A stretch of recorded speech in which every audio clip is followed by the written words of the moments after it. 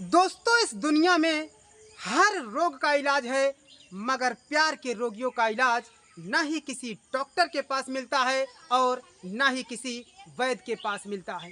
दोस्तों, ऐसे ही एक भयानक जंगल में आधी रात को एक भूखी आत्मा, एक प्यार की आत्मा बहुत ही बुरी तरह से रो रही होती है और वो रात के अंधेरे में वो जो जंगल में एक रास्ता होता है, उसी रास्ते पर कुंवारे लड़कों का इंतजार करती रहती है। यानी कि ना ही किसी वो महिला को नजर आती है और ना ही किसी बूढ़े बुजुर्ग को या फिर किसी अधेड़ व्यक्ति को नजर आती है। वो अगर नजर आती है तो सिर्फ और सिर्फ कुंवारे लड़कों को ही नजर आती है। दोस्तों, ये कहानी बहुत ही सच्ची और बहुत ही अच्छी है और बहुत ही दिलचस्प और बहुत ही रोमांटिक है।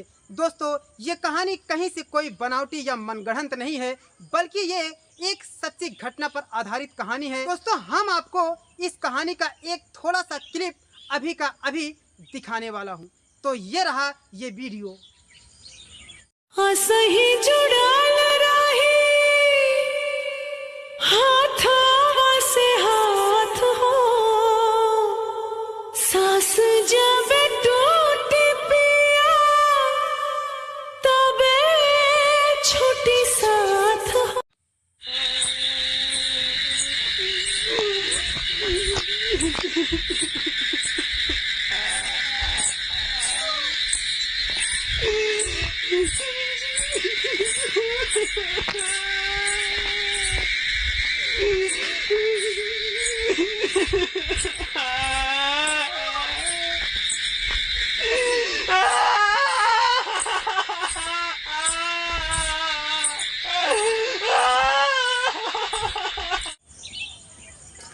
दोस्तों, ये कहानी उत्तर प्रदेश के सुल्तानपुर जिले में एक छोटा सा गांव है, जिस गांव का नाम गडेरी बताया जाता है। दोस्तों, इसी गडेरी गांव में एक कॉलेज होता है। दोस्तों, उसी कॉलेज में एक अतुल नाम का लड़का पढ़ाई कर रहा होता है और उसी के साथ साथ उसमें एक रीमा नाम की लड़की भी पढ़ रही होती है। दोस्तों, कॉलेज के दिनों में रीमा और अतुल दोनों बहुत ही अच्छे होते हैं। दोनों की बराबरी और मुकाबला कोई छात्र और छात्राएं नहीं कर पाते थे। दोस्तों, अतुल एक ठाकुर खानदान का लड़का होता है और रीमा एक हरिजन कास्ट की लड़की होती है। दोस्तों, दोनों की कास्ट अलग अलग होते हुए भी दोनों में बहुत ही गहरा नाता हो जाता है। यूँ कहो, दोनों में दोस्ती हो जाती है और धीरे धीरे दोस्ती प्यार में बदल जाती है। दोस्तों, दोनों एक दूसरे से इतना ज़्यादा चाहत रखने लगे होते हैं, दोनों एक दूसरे के बगैर जी नहीं पाते हैं। अगर किसी दिन कॉलेज में अतुल नहीं दिखाई देता है तो रीमा का दिल जरा भी कॉलेज में नहीं लगता है। ऐसे ही अगर रीमा कॉलेज में नहीं जाती है तो अतुल भी बहुत ही खोया खोया सा नजर आता रहता है। दोस्तों, दोनों का प्यार परवान चढ़ने लगता है और दोनों जीने मरने की कसमें खाने लगते हैं। रीमा कहती है कि अतुल, अगर हम किसी से विवाह करेंगे तो वो तुम हो, और अतुल कहता है कि रीमा, यदि हम भी अगर कहीं शादी करेंगे तो सिर्फ और सिर्फ अपनी रीमा से ही करेंगे। दोस्तों, अतुल जब अपने घर पर रीमा की बातें बताता है तो उसके पिताजी उसके ऊपर बहुत ही ज़्यादा बरस पड़ते हैं और कहते हैं कि तेरी मजाल क्या है कि तू हरिजन कास्ट की लड़की से शादी करेगा। अरे, तुम्हें सोचना चाहिए कि तुम ठाकुर खानदान के लड़के हो, यानी कि तुम राजपूत घराने के लड़के हो और तुम एक हरिजन कास्ट की लड़की से शादी कैसे कर सकते हो। तुम्हें इस बात की जरा चिंता नहीं है कि हमारी जगहसाई हो जाएगी और हमारी नाक कट जाएगी और हम लोग कहीं का मुंह दिखाने के लायक नहीं रहेंगे। दोस्तों, अतुल के पिताजी अतुल को बहुत ही ज़्यादा डांटने लगते हैं और कहते हैं कि भूल जाओ तुम उस रीमा नाम की लड़की को, हम लोग तुम्हारी शादी राजपूत घराने में किसी अच्छी खासी लड़की से करेंगे। दोस्तों, लेकिन अतुल का मन तो रीमा में बसा हुआ है और रीमा भी अतुल को उतना ही चाहती है जितना अतुल रीमा को चाहता है। असही जुड़ाल रही हाथवा से हाथ हो, सास जब टूटी पिया तबे छुटी साथ हो।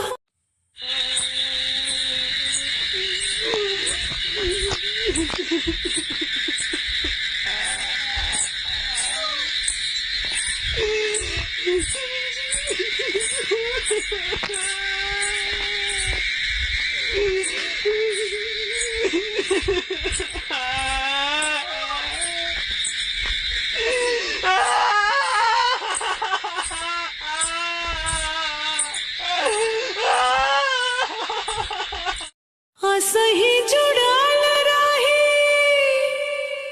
हाथवा से हाथ हो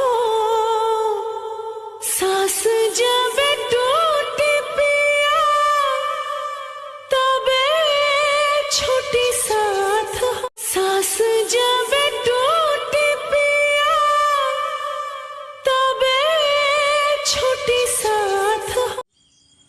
लेकिन दोस्तों अतुल रीमा से ये बातें नहीं बताता है और रीमा जब पूछती है अतुल से कि अतुल तुमने अपने घर पर हमारी बातों का जिक्र किया था कि नहीं किया था, तो अतुल कहता है कि हाँ हमने किया था और हमारे घर वाले बोले कि अगर रीमा अच्छी लगती है तो तुम रीमा से शादी कर लो। दोस्तों अब तो रीमा मन ही मन खुश हो जाती है क्योंकि अतुल झूठी खुशी रीमा को सुना देता है। लेकिन रीमा कहती है कि अतुल मुझे फिर भी डर लग रहा है कि तुम एक ठाकुर खानदान यानी कि राजपूत घराने के लड़के हो और हम एक हरिजन कास्ट की यानी कि छोटी कास्ट की लड़की हूँ। क्या तुम्हारे घर वाले इस शादी को रजामंदी देंगे कि नहीं देंगे या फिर हमें घर से निकाल देंगे। दोस्तों उसके बाद में अतुल कहता है कि रीमा तुम इस बात का चिंता मत करो क्योंकि कुछ दिन तक वो लोग नाराज रहेंगे लेकिन फिर बाद में तुम्हें बहुत ही जल्द अपना लेंगे।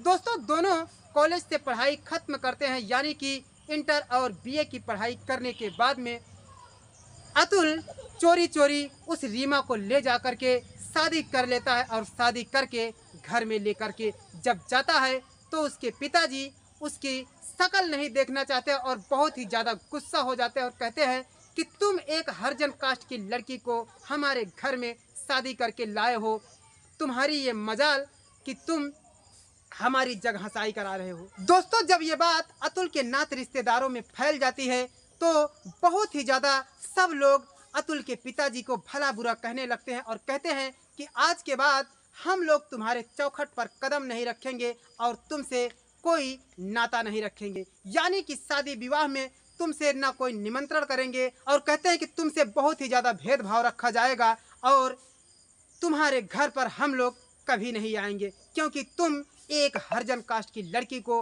अपने घर में ब्याह करके लाए हो। दोस्तों यह सुन करके अतुल के पिताजी बहुत ही ज़्यादा चिंता में हो जाते हैं। दोस्तों उसके बाद में अतुल के पिताजी कहते हैं कि तुम हमारे घर में मत रहो, तुम हमसे दूर हो जाओ नहीं तो बहुत ही बुरा हो जाएगा। दोस्तों अतुल वहीं बगल में एक झोपड़ी डाल करके अपनी रीमा को लेकर के रहने लगता है।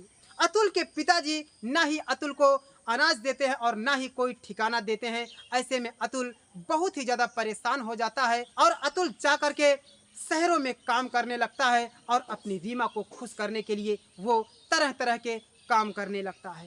असही जुड़ाल राही हाथवा से हाथ हो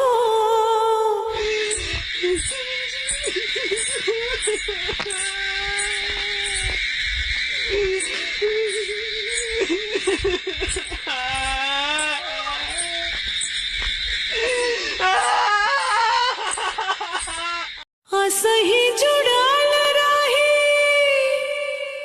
हाथवा से हाथ हो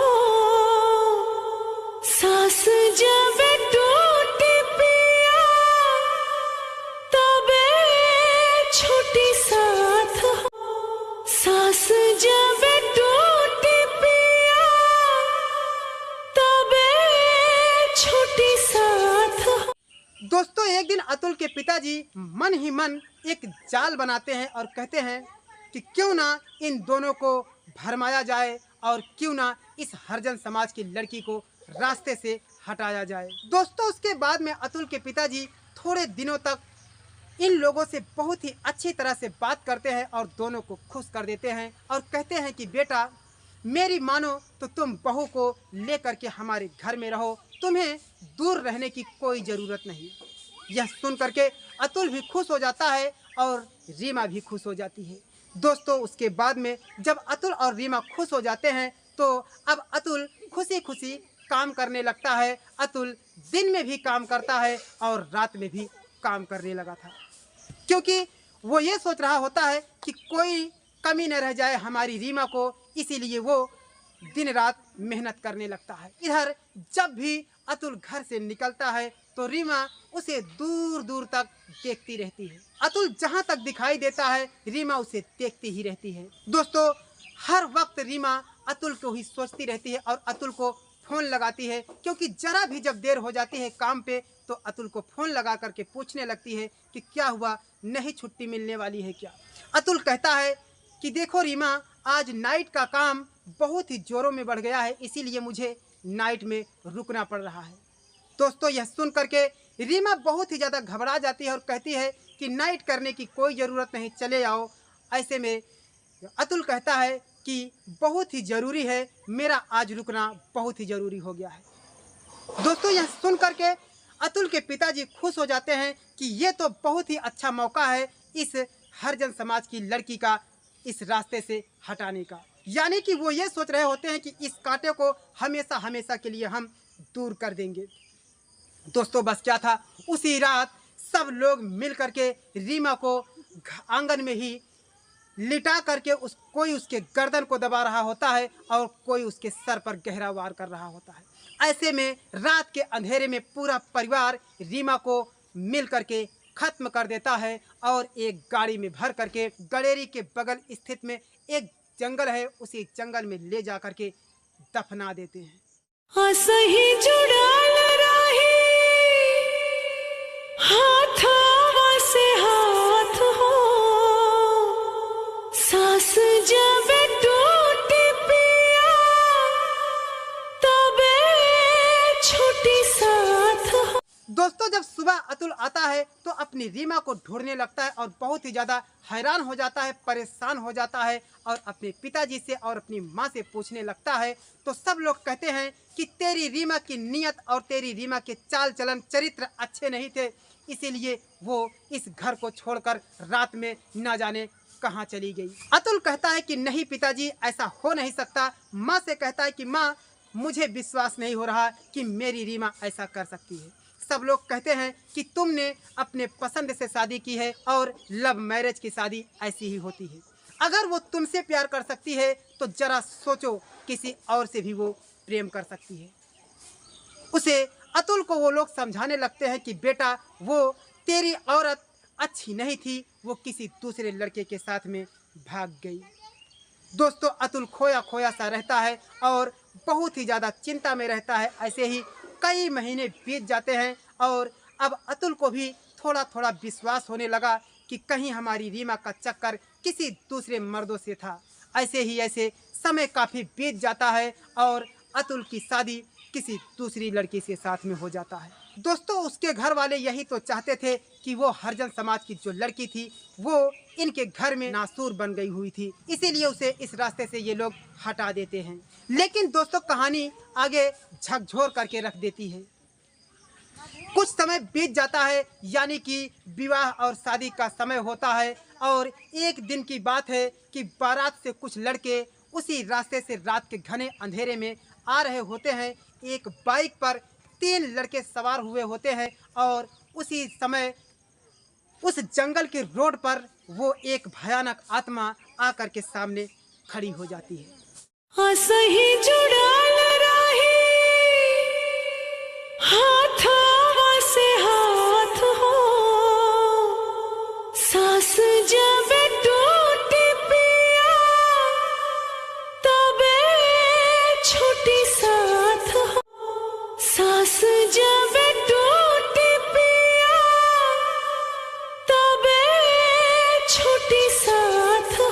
तीनों लड़के बहुत ही ज़्यादा डर जाते हैं, लेकिन एक लड़का जो बीच में बैठा होता है वो वीडियो बनाने लगता है। दोस्तों ये कहानी हैरान कर देने वाला किस्सा नहीं बल्कि एक रियल घटना है और मैं आपको पहले भी इस कहानी का क्लिप दिखाया और अभी फिर मैं दिखाने वाला हूँ। जब वो लोग उस रास्ते से जाते हैं तो कैसे वो आत्मा उन्हें नज़र आती है और रो रही होती है।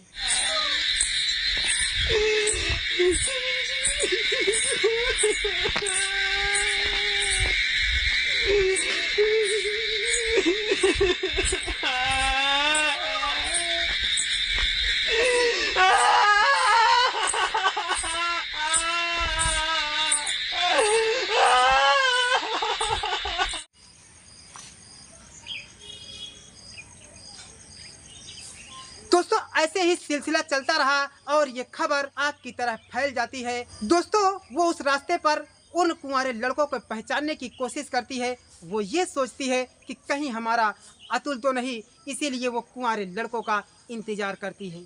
वो किसी महिला या किसी बुजुर्ग को नहीं नजर आती है। दोस्तों हर रात वो कुंवारे लड़कों का इंतजार करती है और हमेशा रोती ही रहती है। दोस्तों जैसे कि मैंने पहले भी बताया है कि प्यार के रोगियों का इलाज कोई डॉक्टर या कोई वैद्य नहीं कर पाता है। दोस्तों ये भी कहावत है कि अकाल मृत्यु के बाद जब इंसान भूत योनि में हो जाता है तो उसकी उम्र हजारों साल हो जाती है।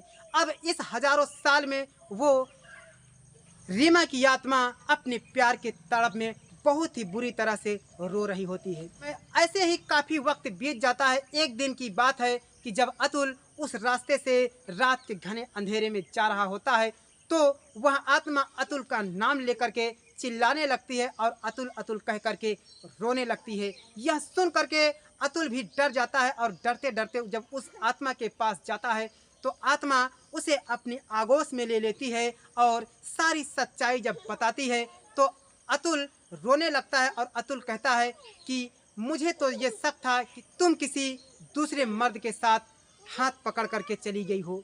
यह सुन करके रीमा की आत्मा और ही बुरी तरह से रोने लगती है और कहती है कि ये जो तुम्हारे पिताजी है और तुम्हारी माँ, तुम्हारे परिवार के सारे लोग मुझे उसी आंगन में जान से मार देते हैं और गाड़ी में भर करके जंगल में दफन कर देते हैं। दोस्तों इसके बाद में वो कहती है कि मैं तुम्हारे साथ रहना चाहती हूँ। अतुल कहता है कि मेरी तो शादी हो चुकी है, अब हमारे साथ में जो लड़की आई है उसका क्या होगा। अतुल कहता है कि तुम तो मर भी चुकी हो तो साथ कैसे हो पाएगा। उसके बाद में जब वो आत्मा उसे समझाती है तो अतुल कहता है कि ठीक है, जो तुम कहो मैं वैसा करने के लिए तैयार हूँ। लेकिन दोस्तों वो आत्मा कहती है कि नहीं, मैं किसी लड़की की ज़िंदगी नहीं बर्बाद कर सकती। अगर तुम्हारी शादी नहीं हुई होती तो मैं तुझे आज अपने साथ ले जाने वाली थी। दोस्तों उसके बाद में अतुल कहता है कि देखो रीमा, यदि इस जन्म में हमारा प्यार नहीं मिल सका तो मैं तुमसे वादा करता हूँ मैं दूसरे जन्म में तुमसे शादी करूँगा और तुम्हारे साथ जीवन बिताऊँगा। दोस्तों वो प्यार में तड़पती आत्मा आज भी उस जंगल में रो रही होती है। लेकिन जिस दिन से वो अतुल उसे कह देता है उसी दिन से वो आत्मा ना तो रोती है और ना ही किसी को नजर आती है। दोस्तों ये थी कहानी। अगर कहानी जरा भी अच्छी लगी हो तो हमारे इस चैनल को कर दीजिए सब्सक्राइब और वीडियो को कर दीजिए लाइक। फिर मिलते हैं किसी नेक्स्ट वीडियो में, तब तक के लिए सागर को दीजिए इजाजत। जय हिंद, वंदे मातरम। असही जुड़ाल रही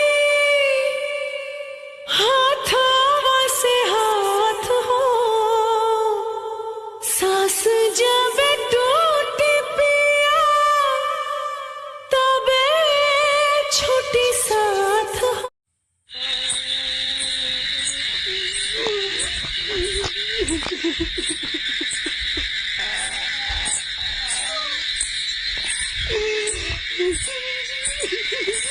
Ha ha ha!